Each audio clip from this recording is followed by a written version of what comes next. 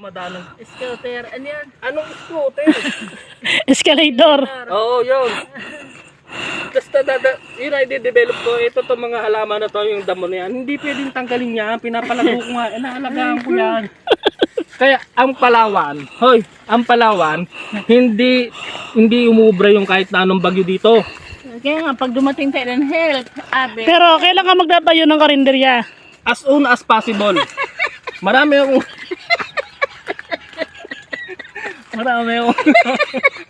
Marami ka bang customer dito? Marami. Kita mo yung tabi-tabi yung mga kapitbahay ko dyan. Mga community ko yan. Mga constituents ko yan eh.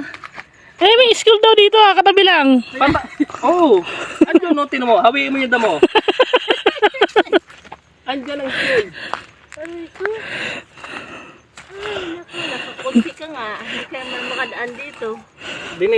A few moments later. Dito nga pala tayo sa ano. Ito yung farm na binili ko. Ito kung baguhin dito. Gagawin ko yung mga community dito, yung komunidad dyan. Babaguhin ko yung mga estado ng buhay nila dito.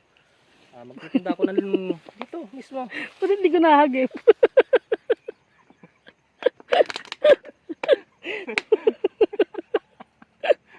Ba't hindi ko nahagip ng video? Sumama, para tong bigla na. Magtitinda ko naman ako ng ulam dito.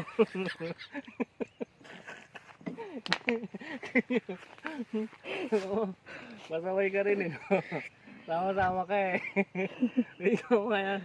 Tawad mo dyan. Ano ka? Ba't hindi ko na video ha? Hindi ko nahagip sa video. Basta ka dyan iihi. Basta magtatayo ka ng karinderya dito ha? Magtataya ako ng karinderya dito. Kasi maraming tao dito. Itong komunidad na to, gusto ko mabago yung sistema ng buhay nila dito.